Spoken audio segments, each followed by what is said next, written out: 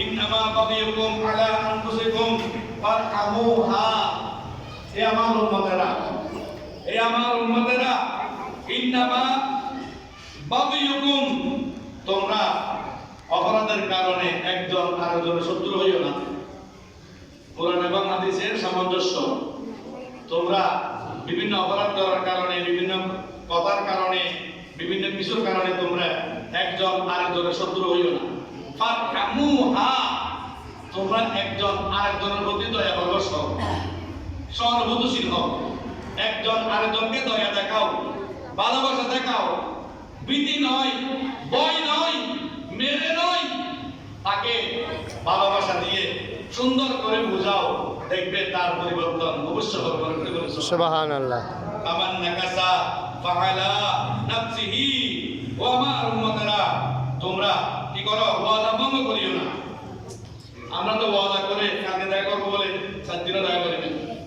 কালকে দিব বললে তারপর মোবাইল রিসিভ করি না, বন্ধ করে রাখি। একটা কথা বললে সেটার কোনো কি থাকে না, চোখ তাকে। আমার নবীর হাদিসে পাক থেকে এসেছে, একজন মানুষের কাছে আমার নবী কিছু পাইতেন। তাকে বললেন, বাবা তোমার কাছে আমি যে কিছু যেটা পাই সেটা তুমি আমাকে আজকে দিয়ে দাও না, আমি কয়বার আসবো? সে বললেন, ইয়া রাসূলুল্লাহ, আপনি দাঁড়ান, আমি আপনার জন্য নিয়ে আসতেছি। প্রায় 3 দিন সে যে গেছে। কয়দিন হয়েছে? 3 দিন। 3 দিন পর হঠাৎ তার মনে পড়ছে যে আমি তো দয়াল নবীকে যাও বলছিলাম, আমি তো যাই নাই। সে যখন সেখান থেকে যখন আসলেন, দেখতেছেন আমার দয়াল নবী ওই একই জায়গার মধ্যে দাঁড়িয়ে আছে। সুবহানাল্লাহ। এসে বলে, ইয়া রাসূলুল্লাহ, আপনি কবে আসছেন? তিনি বলছেন, তুমি আমাকে বলেছো আসবে, তুমি এসে যদি আমাকে আবার না পাও, সেজন্য আমি এই জায়গার মধ্যে আজকে 3 দিন দাঁড়িয়ে আছি। বড় করে বলেছে সুবহানাল্লাহ। ওয়াদা ভঙ্গ করার কোন সুযোগ আল্লাহও রাখে নাই, আল্লাহ হাবিবও রাখেন নাই। এরপরে বলছেন, ওয়াহুদা রাসূলিহি,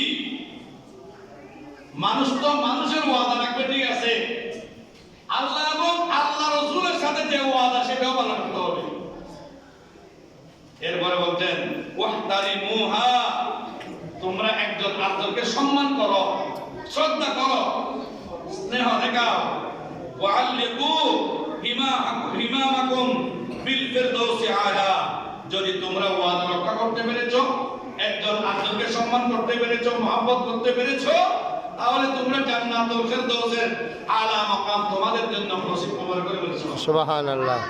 এরপর আসেন, ফাইন্না ফিহা ওয়াদ, কেননা আল্লাহ ওয়াদা করেছেন, ওয়াত্তাকুল্লাহ, আল্লাহকে ভয় করো, ওয়াল তানজু নাফসুম মা কদ্দামাত লিগাদ, এবং যে ব্যক্তি চিন্তা করে যে আমি আগামীকালের জন্য কি সম্পদ সঞ্চয় করব, আগামীকালের জন্য তুমি কি পাঠাইলা, তো আগামীকালটা কখন?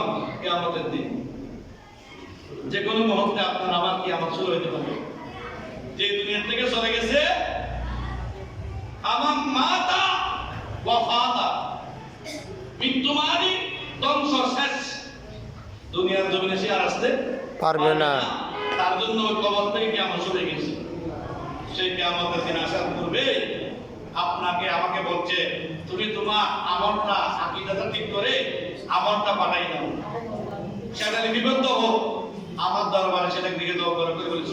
সুবহানাল্লাহ। আল্লাহ রাব্বুল আলামিন বলেছেন, কিতাবের মধ্যে এসেছে, ইয়াউমা ইযিন তুরাদুনা লা তাখফা মিনকুম খাফিয়া, ও আমার উম্মতেরা, কিয়ামতের ময়দানে তোমাদের সমস্ত আমলগুলো আমার সামনে হাজির করা হবে, আমার সামনে উপস্থিত করা হবে।